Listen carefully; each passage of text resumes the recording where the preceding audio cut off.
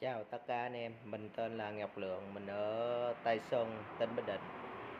Đây mình có một vài cặp lon muốn thanh lý. Lô đây mình thanh lý anh em giá 1.700.000 một cặp. Lô đây receipt Ý, mình bán 6 triệu một cặp. Lô đây bát 50,